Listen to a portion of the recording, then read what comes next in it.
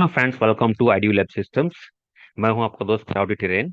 और इस complete AWS administration की सीरीज में मैं आपको प्रिपेयर करने वाला हूं एडब्ल्यूएस के सॉल्यूशन आर्किटेक्ट एसोसिएट सर्टिफिकेशन के लिए। In fact not only for certification, मैं आपको कंप्लीट क्लाउड की एंड टू एंड नॉलेज देने वाला हूं कि क्लाउड कंप्यूटिंग होता क्या है, इसके बेसिक कंसेप्ट क्या हैं, और उसके बाद complete end to end implementation. So जो भी थ्योरेटिकल एक्सप्लेनेशन जो मैं आपको यहाँ पर शो करूंगा, जो कि प्रैक्टिकल इम्प्लीमेंटेशन पर्सपेक्टिव से भी बहुत इंपॉर्टेंट है, साथ साथ मैं आपको वो सारे कंसेप्ट जो हैं एडब्ल्यूएस में इम्प्लीमेंट करके भी दिखाऊंगा।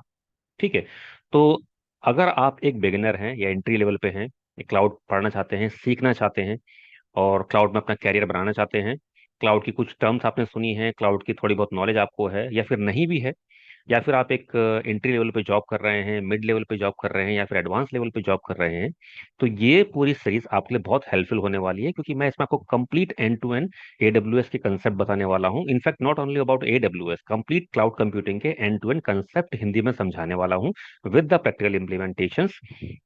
और अगर एक बार आप इस कंप्लीट सीरीज को देख लेते हैं, समझ लेते हैं, जो एडब्ल्यूएस की सीरीज है, ठीक है, तो इसके बाद नॉट ओनली द एडब्ल्यूएस, आप किसी भी क्लाउड कंप्यूटिंग पे, किसी भी सीएसपी क्लाउड सर्विस प्रोवाइडर के क्लाउड सर्विसेज पे आराम से काम कर सकते हैं। फॉर एग्जांपल, अगर आप ये एडब्ल्यूएस सीरीज देखते हैं तो उसके बाद चाहे तो आप ओरेकल क्लाउड जो ओसीआई है, या फिर आपका आईबीएम क्लाउड है, या फिर जितने भी लीडिंग क्लाउड सर्विस प्रोवाइडर हैं मार्केट में आज की डेट में, सभी क्लाउड सर्विस पे आप आसानी से काम कर सकते हैं। कुछ टर्म्स, टेक्निकल टर्म्स के नाम बदल जाते हैं, थोड़ा बहुत कंसेप्ट बदल जाता है, कुछ ग्राफिकल इंटरफेस बदल जाते हैं, कुछ ऑप्शंस बदल जाते हैं, बट ऑलमोस्ट 80 to 90% जो कंटेंट होता है वो सेम होता है। तो एक बार अगर आप इस पूरी सीरीज को ढंग से देख लेते हैं, समझ लेते हैं, तो आप किसी भी क्लाउड कंप्यूटिंग प्रोवाइडर के सीएसपी के सर्विसेज पे काम कर सकते हैं। ओके। तो इस पर्टिकुलर वीडियो में, जो कि मेरा फर्स्ट वीडियो है इस सीरीज का, इसमें मैं आपको क्या समझाने वाला हूं, मैं आपको इसमें basic concept of cloud computing के बारे में बताऊंगा कि क्लाउड कंप्यूटिंग इवॉल्व कैसे हुई, कहाँ से हुई, क्यों हुई, और उसके बाद क्लाउड कंप्यूटिंग के बेनिफिट्स क्या क्या हैं। ठीक है। उसके बाद एक स्मॉल सा basic introduction to AWS, Amazon web service क्या है, और इसके बाद हम नेक्स्ट सीरीज, मतलब कि नेक्स्ट वीडियो से कंप्लीट एडब्ल्यूएस का end to end administration and then basic concept के बारे में डिस्कशन स्टार्ट करेंगे along with the practical implementation. ठीक है।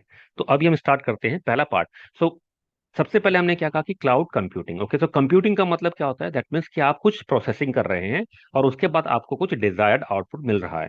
Right, that is called computing. ठीक है। तो क्लाउड कंप्यूटिंग से पहले भी हमारे पास तीन ऐसे मॉडल थे कंप्यूटिंग के, ठीक है, जो स्टार्टिंग से इवॉल्व हुए हैं। और इवॉल्व होने के बाद धीरे धीरे टाइम के साथ उसमें बहुत सारे चैलेंजेस आने लगे, बहुत सारी प्रॉब्लम्स आने लगी। तो उसके बाद क्या हुआ कि एक के बाद एक कुछ और कंप्यूटिंग मॉडल्स हमारे जो हैं वो डिस्कवर हुए। ठीक है। और फाइनली आज हमारे पास जो मॉडल है वो क्या है? Cloud computing. तो इससे पहले के हमारे जो दो तीन मॉडल थे जहां से हमारा ये क्लाउड कंप्यूटिंग इवॉल्व हुआ, मैं थोड़ा सा आपको एक उसके बारे में इंट्रोडक्शन दे देता हूँ। सबसे पहले जब आपका जो कंप्यूटर या पीसी जो है, ठीक है, लैब से निकल के जो आम जनता है, लोगों के जो कॉमन पीपल है उनके घरों तक पहुंचा था, उसके बाद ऑफिस तक पहुंचा था। ठीक है। वो क्या था कि डेस्कटॉप कंप्यूटिंग था। राइट। तो हमारे जो जो इवन इनफैक्ट आज भी हम जो डेस्कटॉप या अपने घर पे यूज करते हैं उसे हम क्या बोलते हैं? लैप पर्सनल डेस्कटॉप बोलते हैं। ठीक है, पीसी बोलते हैं। सिमिलरली जब ये आपके डेस्कटॉप इवॉल्व हुए थे और ऑफिसेज में जब ये कंप्यूटराइजेशन हुआ था, कंप्यूटर को अडॉप्ट करना स्टार्ट किया था, तो सबसे पहले सारे हमारे ऑफिसों में क्या होते थे? डेस्कटॉप कंप्यूटर होते थे। डेस्कटॉप में क्या होता है? आपका एक स्क्रीन होगा, आपका माउस होगा, एक आपका कीबोर्ड होगा, बट इनफैक्ट इंपॉर्टेंटली उसके साथ एक सीपीयू होगा, सेंट्रल प्रोसेसिंग यूनिट। ठीक है। और हर डेस्कटॉप में क्या होगा? एक डेडिकेटेड प्रोसेसर होंगे, डेडिकेटेड रैम होगी, डेडिकेटेड स्टोरेज होगी, एवरीथिंग क्या होगी? डेडिकेटेड होगी। डेडिकेटेड मैं क्यों बोल रहा हूँ? बिकॉज आपका जैसे आप कुछ भी काम कर रहे हैं, कुछ भी स्टोर कर रहे हैं डेटा, ठीक है, वो कहाँ पर हो रहा है? एक पर्सनल डेस्कटॉप में हो रहा है, किसी दूसरे में नहीं हो रहा है। मतलब आपका कंटेंट अगर उस डेस्कटॉप में है, आपको किसी और दूसरे डेस्कटॉप में लेके जाना है या किसी और कंप्यूटर में लेके आना है, तो आप पहले उसको आप सीडी में फ्लॉपी, पहले से फ्लॉपी चलती थी, फ्लॉपी में आप कॉपी पेस्ट करोगे। ठीक है। उसके बाद आप दूसरे कंप्यूटर में ट्रांसफर करोगे, कोई डेटा आपका है। तो ये क्या था कि डेडिकेटेड कंप्यूटर था, या फिर इसको आपके डेस्कटॉप कंप्यूटर बोलते हैं। तो इस तरह की जो कंप्यूटिंग थी उसे बोलते थे डेस्कटॉप कंप्यूटिंग। ठीक है।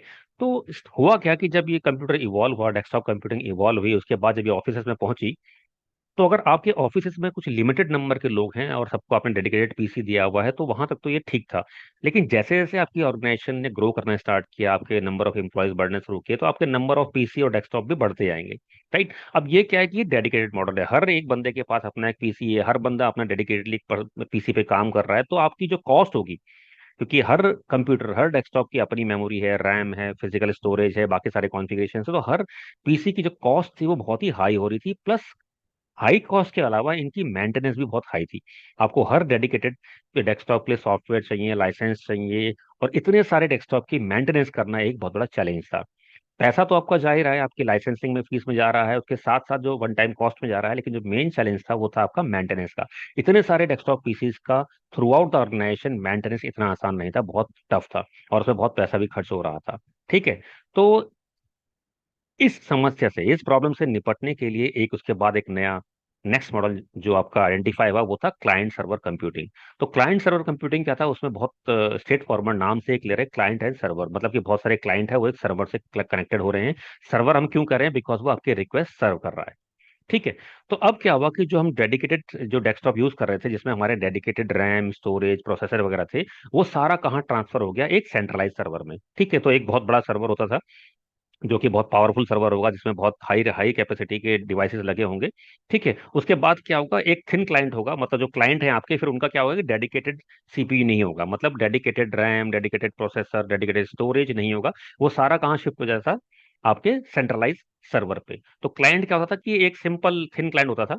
ठीक है। जिसमें क्या आपके कुछ ब्राउजर हैं या कुछ छोटे मोटे सॉफ्टवेयर हैं जो कि आपके एप्लीकेशन को रन करने के लिए आपको चाहिए होते थे।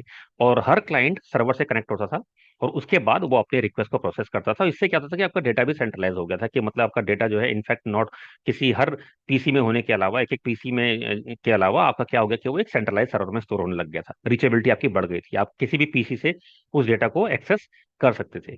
ठीक है। लेकिन समय के साथ, टाइम के साथ फिर क्या हुआ कि अब आपका एक सेंट्रलाइज सर्वर है, सपोज अगर क्रैश हो गया तो आपका सारा डेटा खत्म हो जाएगा, या फिर आपके सारे कोई भी क्लाइंट, आपके एंड यूजर काम नहीं कर पाएंगे। तो क्या हुआ था कि एक पैरेलल सर्वर रखना पड़ा, मतलब एक पैरेलल डेडिकेटेड बैकअप सर्वर रखना पड़ा, कि सो के आपका प्राइमरी सर्वर क्रैश होता है तो वो सेकेंडरी पे फेल ओवर हो जाएगा। तो अब क्या है कि ये बहुत ही हैवी पीसी थे, कॉस्ट इनकी भी बहुत हाई थी। ठीक है। आपका ऑर्गेनाइजेशन स्ट्रक्चर बढ़ रहा है, तो फिर आपके नंबर ऑफ सेंट्रलाइज सर्वर भी बढ़ते जाएंगे। तो अगेन इसमें सेम चैलेंज हमें आने लगा, चाहे वो इन टर्म्स ऑफ कॉस्ट बोलो, इन टर्म्स ऑफ मेंटेनेंस बोलो। तो ये चैलेंज आपका क्लाइंट सर्वर कंप्यूटिंग में भी आने लगा। ठीक है। तो इसके बाद नेक्स्ट मॉडल क्या है आपका, ग्रिड कंप्यूटिंग, जिसे कि हम डिस्ट्रीब्यूटेड कंप्यूटिंग भी बोलते हैं। अब ग्रिड का मतलब क्या होता है, एक तरह का जाल।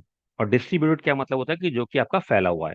तो डिस्ट्रीब्यूटेड कंप्यूटिंग में क्या फंडा आया कि आपके नेटवर्क में जितने भी कंप्यूटर्स कनेक्टेड हैं, ठीक है, हर कंप्यूटर आप एक सर्वर की तरह यूज कर सकते हो। दैट मीन्स कि कोई भी टास्क अगर होगा, आप क्या करो, उस टास्क को डिस्ट्रीब्यूटेड कर दो सारे कंप्यूटर्स में, जितने भी आपके नेटवर्क में कनेक्टेड हैं।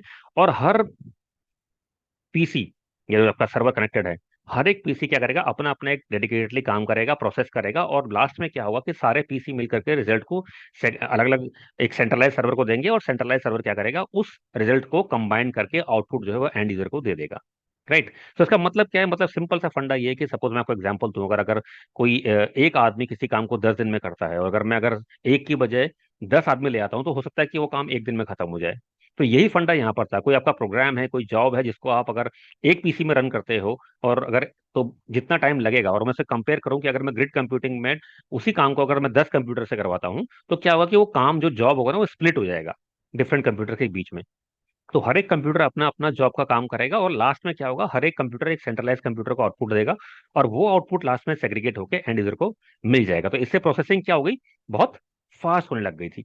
ठीक है। एग्जाम्पल के लिए मैं आपको बताऊं, अगर आपको अगर मैथमेटिक्स आती है, आपने मैथमेटिक्स पढ़ी है, तो ये आपके लिए बहुत सिंपल है, बट नहीं भी पढ़ी है तब भी ये बहुत सिंपल है। एक वेरिएबल है एक्स, उसमें मुझे तीन वैल्यू जो है मल्टीप्लाई करके सम करनी है, 4 इंटू 7 करना है, फिर प्लस करना है 3 इंटू 9 प्लस 2 इंटू 5। तो ये मैं रेगुलर कंप्यूटिंग की बात कर रहा हूँ। तो इसमें क्या होगा, पहले स्टेप में क्या होगा, आपका 4 इंटू 7 होगा 28, सेकेंड स्टेप में 3 इंटू 9 होगा 27, थर्ड स्टेप में होगा 2 इंटू 5 10, और फिर लास्ट स्टेप में 65 जो है सारा प्लस हो जाएगा। दैट मीन्स कि इस कंप्यूटिंग के लिए हमें 4 स्टेप लेने पड़े। वहीं मैं अगर ग्रिड कंप्यूटिंग की बात करूं, और यही टास्क मैंने अगर ग्रिड में कंप्यूटर को दे दिया, तो मेरा क्या होगा कि जो स्टार्टिंग के 3 स्टेप है, 4 इंटू 7, 3 इंटू 9 और 2 इंटू 5, ये क्या होंगे, एक साथ पैरेलल में एग्जीक्यूट हो जाएंगे, और इसका आउटपुट एक साथ आपके सेंट्रलाइज सर्वर को मिल जाएगा, और आपका जो आउटपुट है वो स्क्रीन पे डिस्प्ले हो जाएगा स्टेप नंबर 2 में। तो मतलब मेरे 2 स्टेप जो है वो रिड्यूस हो गए ग्रिड कंप्यूटिंग में।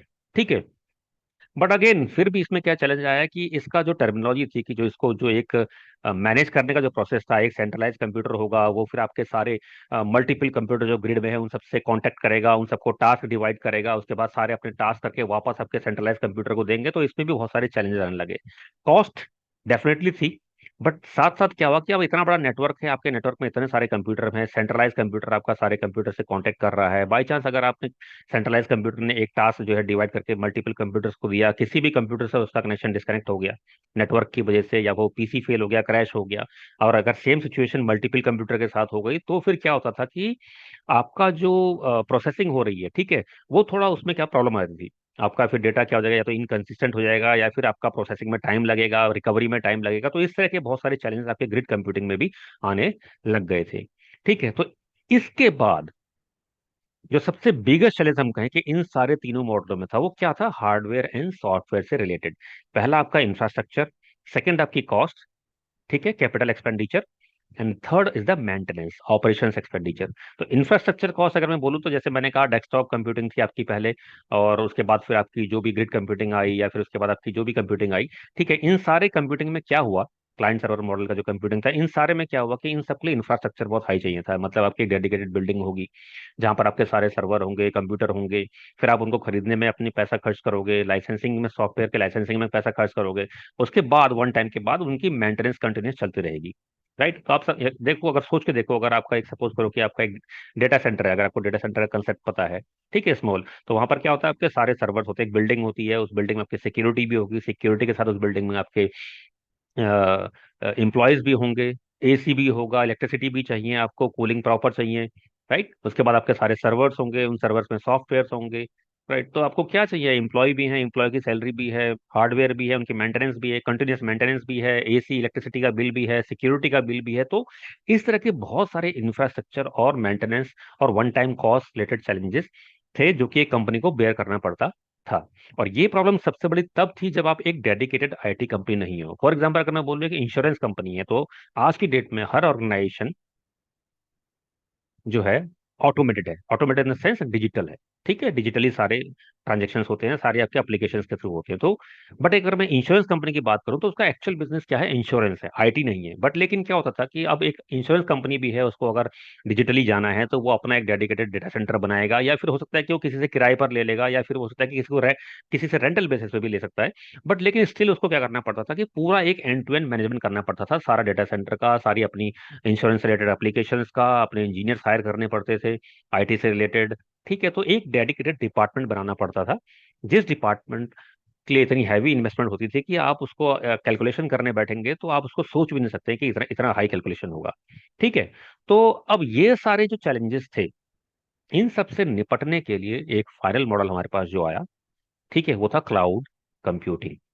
ठीक है, दैट मीन्स कि कंप्यूटिंग हो रही है मतलब क्लाउड में हो रही है। अब क्लाउड में क्यों हो रही है भाई, क्लाउड नाम क्यों दिया, तो डेडिकेटेडली आप ये कह सकते हो कि क्लाउड, जैसे हम अगर नॉर्मल क्लाउड की बात करें जिससे हमारी रेन होती है, तो हमें पता है कि क्लाउड का फंडा क्या होता है, रेन कैसे होती है, हमें कंसेप्ट पता होता है, साइंटिफिक कंसेप्ट पता होता है, लेकिन क्लाउड के अंदर क्या हो रहा है हमें कुछ नहीं पता अभी।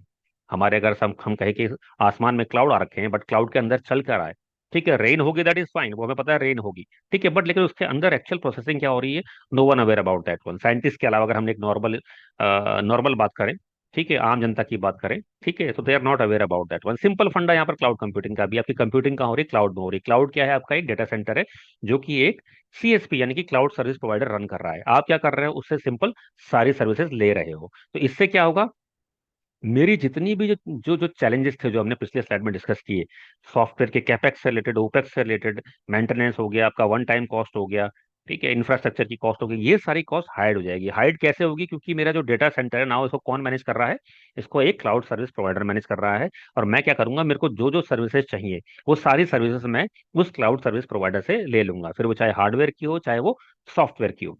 राइट, तो अभी हम हार्डवेयर की सर्विसेज और सॉफ्टवेयर की सर्विस क्लाउड प्रोवाइडर से हम लोग रेंटल पे या रेंटल बेसिस पे, या फिर अगर रेंटल आपको क्लियर अभी नहीं है, जिसको मैं आगे डिस्कस करने वाला हूं, उसको हम कैसे ले सकते हैं, किसी थर्ड पार्टी से हमको कैसे ये ले सकते हैं, कैसे उसको यूटिलाइज कर सकते हैं, कैसे यूज कर सकते हैं, ये मैं सारा डिस्कस करने वाला हूँ नेक्स्ट फ्यू स्लाइड्स में या फिर नेक्स्ट फ्यू वीडियोज में भी।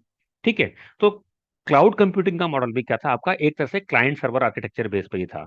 ठीक है, आपके एंड यूजर्स हैं, ठीक है, और एंड यूजर्स आपके नेटवर्किंग के थ्रू, ठीक है, centralize CSP, cloud service provider के कंप्यूटिंग एनवायरनमेंट से कनेक्ट होंगे, सारी प्रोसेसिंग उसके through, cloud computing data center के थ्रू हो जाएगी। दैट मीन्स कि जो सेंट्रलाइज आपका कंप्यूटर डेटा सेंटर है, जो कि आपका एक सीएसपी मैनेज कर रहा है, तो ये एक तरह का क्लाइंट सर्वर आर्किटेक्चर ही है।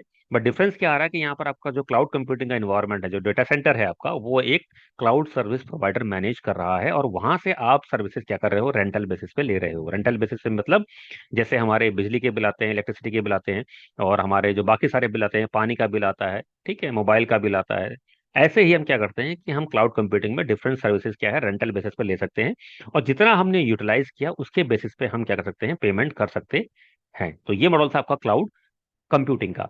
ठीक है, तो इससे हम क्या कर रहे हैं, you can take hardware and software as a service on rental basis. हम हार्डवेयर भी और सॉफ्टवेयर भी, दोनों सर्विसेज क्या कर रहे हैं, रेंटल बेसिस पे ले रहे हैं। So it is similar to take a service on rent. जैसे हम कैब लेते हैं रेंटल पे, यूटिलिटी बिल्स हम पे करते हैं, हाउस टैक्स, हाउस का रेंट हम भरते हैं, सिमिलरली हम जो भी service end to end IT services हमको चाहिए, वो हम एक क्लाउड सर्विस प्रोवाइडर से ले सकते हैं, और जितना हमने यूज किया है उसके बेसिस पर रेंटल हम उसको सिंपल पे कर सकते हैं।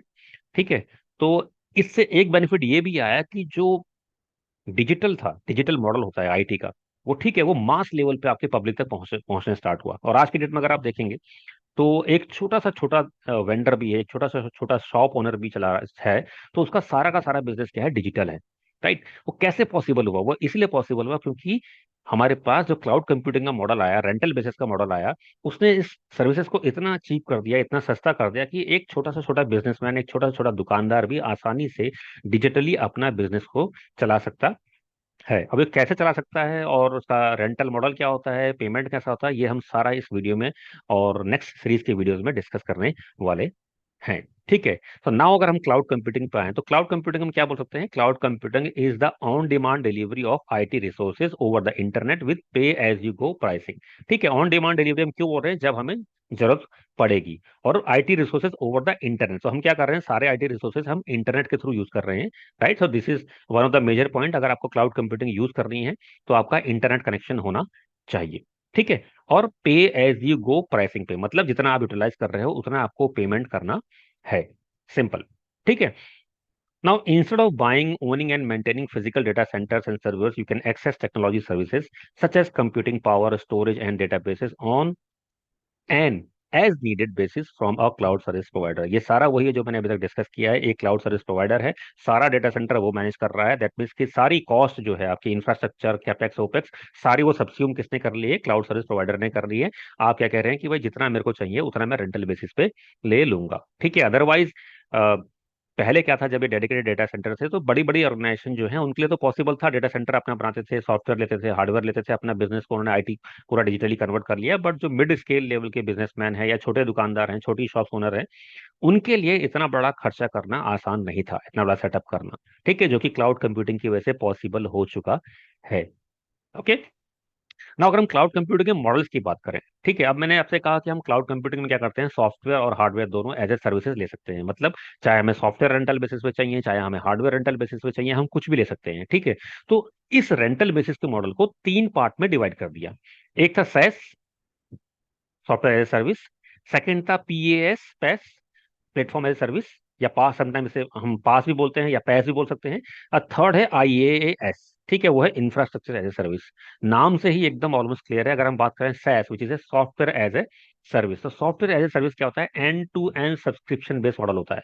ठीक है, end to end subscription based model क्या हो गया, जो क्लाउड सर्विस प्रोवाइडर है वो कंप्लीट चीज मैनेज करेगा, मतलब एप्लीकेशन भी मैनेज करेगा, हार्डवेयर भी मैनेज करेगा, सॉफ्टवेयर भी मैनेज करेगा। ठीक है, और आप क्या कर रहे हो, बस सब्सक्रिप्शन बेसिस पे सर्विस ले रहे हो। फॉर एग्जाम्पल मैं बात करूँ, आप ईमेल कैसे एक्सेस करते हो, आप सिंपल ब्राउजर में आप जो भी आपका प्रोवाइडर है उसका आप एड्रेस डालते हो। राइट, आपका यूजर नेम और पासवर्ड डाल के लॉग इन करते हो, अपना काम करते हो, उसके बाद लॉग आउट कर देते हो। तो अब बैकएंड पे जो आपका प्रोवाइडर है, सपोज मैं अगर जीमेल यूज कर रहा हूँ, तो आपका जीमेल क्या है, it is again an software. ठीक है, which is running on some machine. ठीक है, कहीं मशीन पर रन कर रहा है, ये भी एक सॉफ्टवेयर है जो कि आप इंटरनेट के थ्रू, ब्राउजर के थ्रू एक्सेस कर रहे हो। तो ये कहाँ पर है, अगर मैं जीमेल की बात करता हूँ तो ये गूगल के डेटा सेंटर में है। राइट, तो ये क्या है, एक सॉफ्टवेयर भी है, एक एप्लीकेशन भी है, और ये किसी हार्डवेयर पे रन कर रही है जिसको आप इंटरनेट से एक्सेस कर रहे हो। राइट, बट आपने क्या किया, सिंपल आपने ब्राउजर से एप्लीकेशन को एक्सेस किया, लॉग इन किया, काम किया, लॉग आउट किया।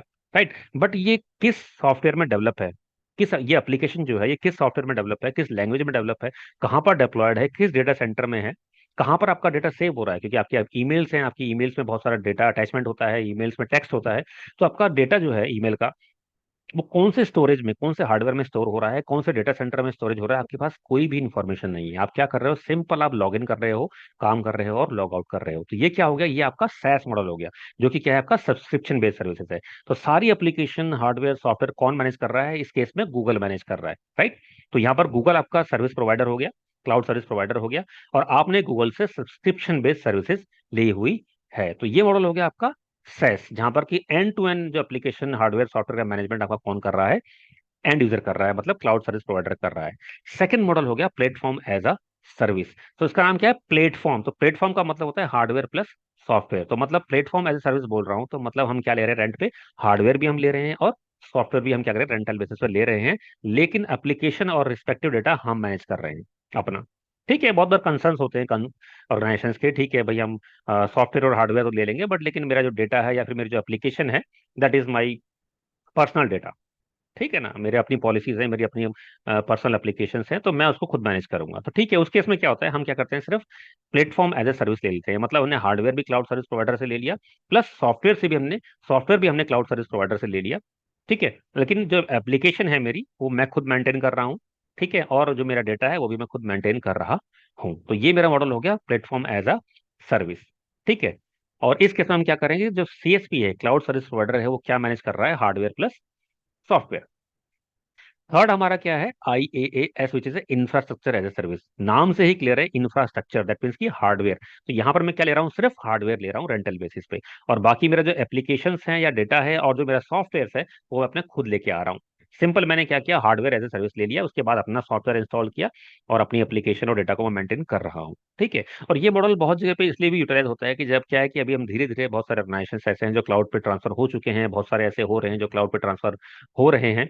ठीक है, और जब लाइसेंस लेते हैं तो कई बार बहुत लॉन्ग टर्म के लाइसेंस ले लेते हैं, जैसे हमने 10 साल का लाइसेंस ले लिया, 10 ईयर का ले लिया, 5 ईयर का ले लिया, 15 ईयर्स का ले लिया। तो जब आप क्लाउड पे मूव करते हो, ठीक है, तो अगर क्लाउड पे आप मूव कर रहे हो और वहां से अगर आप फिर से सॉफ्टवेयर लेकर के आप उसकी लाइसेंसिंग की कॉस्ट पे करेंगे, तो जो आपने पीछे कॉस्ट पे कर रखी है उसका क्या होगा, राइट। तो उस केस में क्या होगा कि आप अपना अ, जो आपका ऑन प्रेमिस लाइसेंस होता है, उस लाइसेंस को लेके आप IaaS का मॉडल ले लो, सिंपल इंफ्रास्ट्रक्चर ले लो, और आपका जो सॉफ्टवेयर है जिसकी आपने लाइसेंसिंग कॉस्ट दी हुई है, उस सॉफ्टवेयर को आप इंफ्रा पर इंस्टॉल करके अपनी एप्लीकेशंस को, आप डेटा को वहां पर रन कर सकते हो।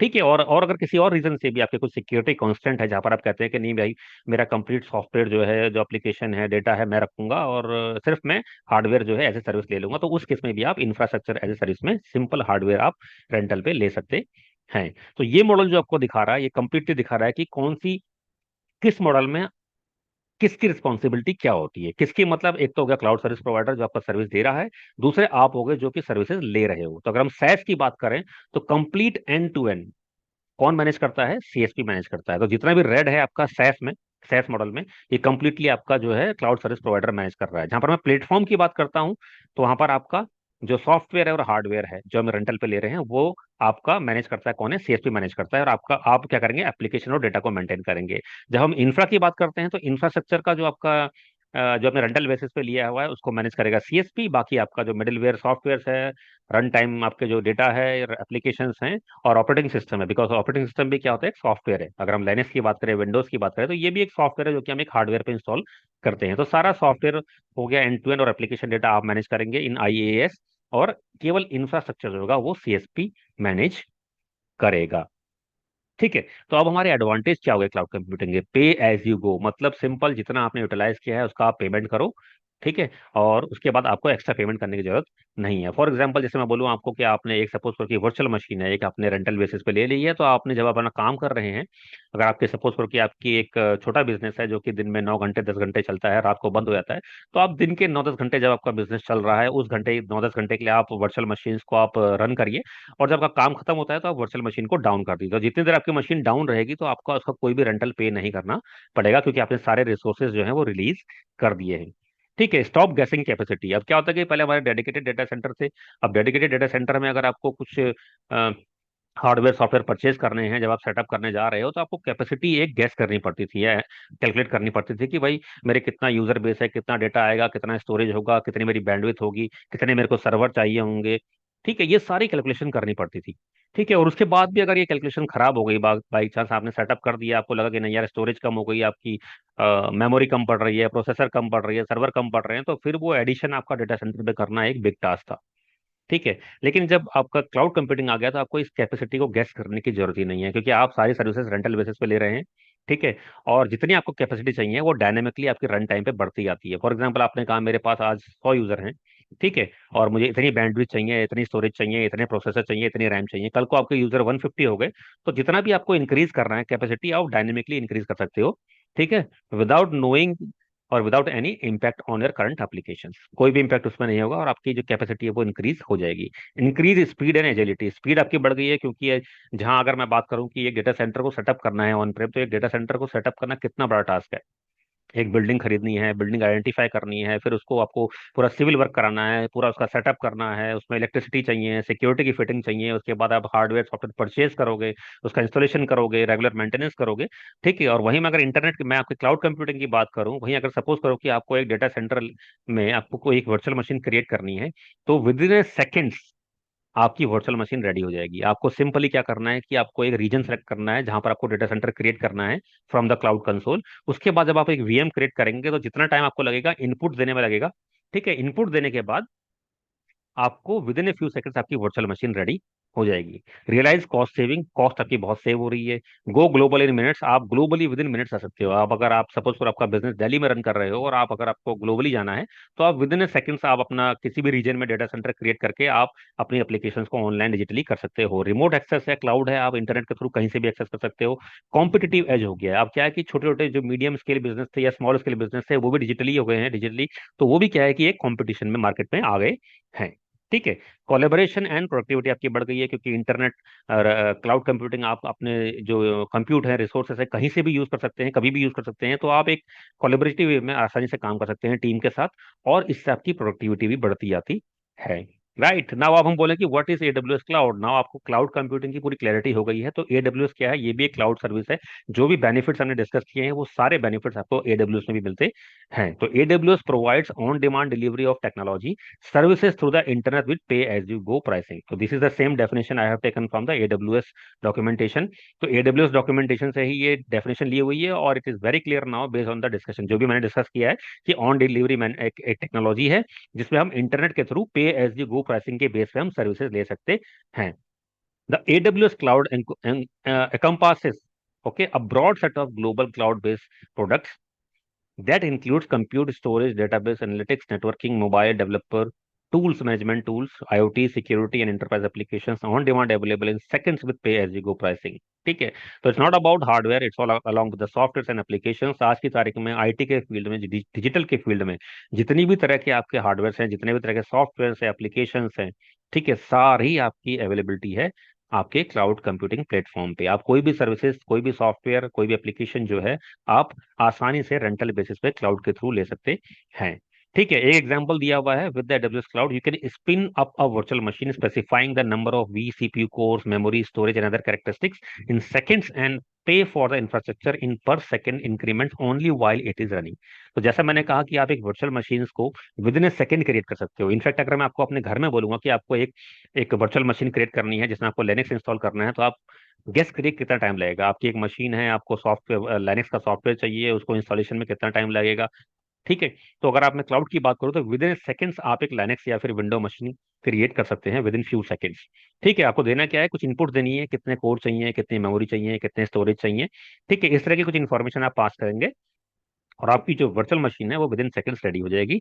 जिसका कि आप जब तक आपकी मशीन रन कर रही है तभी तक आपको पेमेंट करना है, जो आपकी प्राइसिंग मॉडल है उसके अकॉर्डिंगली। और जब आप उसको डाउन कर देंगे तब आपको पेमेंट करने की जरूरत नहीं है। ठीक है, तो ये AWS का कंसोल है।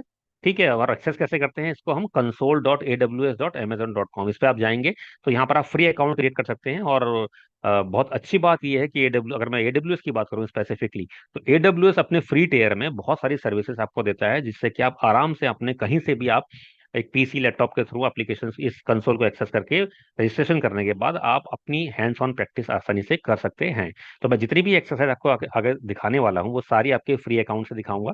ठीक है, और इस सारी फ्री एक्सरसाइज में मैं आपको सारे प्रैक्टिकल कंसेप्ट्स जो हैं, ठीक है, along with the theoretical explanation. तो थ्योरेटिकल एक्सप्लेनेशन में कौन से देने वाला हूँ जो कि आपके प्रैक्टिकल में एक्चुअली इंप्लीमेंटेशन होने वाले हैं, क्योंकि थ्योरी में कई बार बहुत सारी ऐसी चीजें होती हैं जो कि शायद हमारे काम की नहीं होती है या प्रैक्टिकली हमारी इंप्लीमेंटेशन में कहीं काम नहीं आती है। तो उस इंफॉर्मेशन को एक्सट्रैक्ट करना भी एक बहुत टफ काम होता है, क्योंकि अगर आप मैं डॉक्यूमेंटेशन की बात करूं तो एक एक टॉपिक पे आपको जो डॉक्यूमेंटेशन मिलेंगे, अगर आप उतना पढ़ने बैठेंगे तो it's not possible for anyone, कोई किसी भी के लिए पॉसिबल नहीं है कि वो कुछ एटलीस्ट 4 5 या 6 महीने से पहले उसमें एक्सपर्टीज हासिल कर सके, ले सके।